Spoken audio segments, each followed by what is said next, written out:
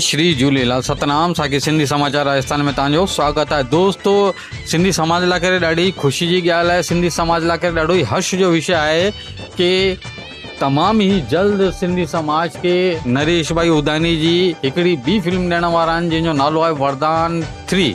जी हाँ दोस्तों, वरदान 3 फिल्म इहा सिंधी भाषा जे अंदरि ई आहे। जीअं कि नरेश उदानी साहब सुपर सक्सेस फिल्म वरदान फर्स्ट सेकेंड ॾिनी अथनि समाज खे, उअं ई इहा जल्द ई तव्हांजे साम्हूं अचण वारी अथव वरदान 3 फिल्म, जंहिंजे अंदरि किरदार पुराणे कलाकार भी निभायो आहे ऐं कुझु नया कलाकार भी इन अंदरि जुड़िजा आहिनि ऐं फिल्म जी स्टोरी भी जाम मस्तु अथव, तमामु ई सुठी अथव।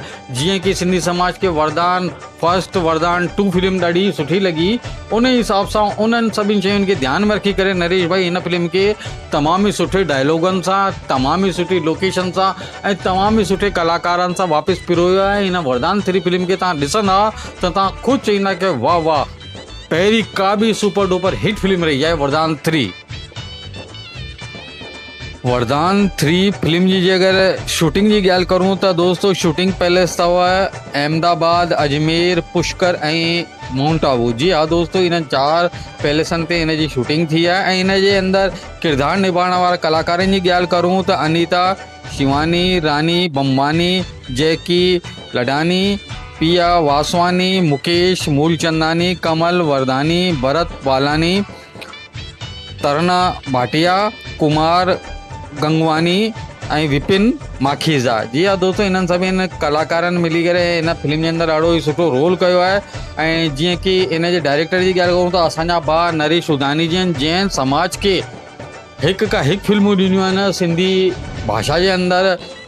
जीअं कि वरदान फर्स्ट भी पंहिंजे नरेश उदानी साहब भी ठाही हुई, वरदान 2 भी, ऐं इन ॿिन्हिनि फिल्म जे कामयाबी खां पोइ वरदान 3 फिल्म ठाहिण जो जीअं कि समाज हिकिड़ी मांग कई कि वरदान 3 भी ठाहिणी घुरिजे, त उन्हनि जी मांग खे ॾिसी करे उन्हनि वरदान 3 फिल्म ठाही आहे।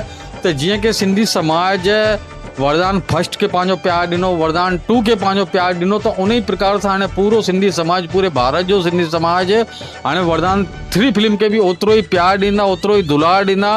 ऐं तव्हां जहिड़े भी क्षेत्र में रहो था, कहिड़े भी इलाइक़े में रहो था, कहिड़े राज्य में था रहो, कहिड़ी डिस्ट्रिक्ट में था रहो, त तव्हांजे इलाइक़े में जेकर वरदान 3 फिल्म लॻे थी जेकी जल्द ई रिलीज़ थियण वारी आहे, त तव्हां उनखे ज़रूरु ॾिसंदा ऐं पंहिंजो प्यार ॾींदा, पंहिंजो दुलार ॾींदा।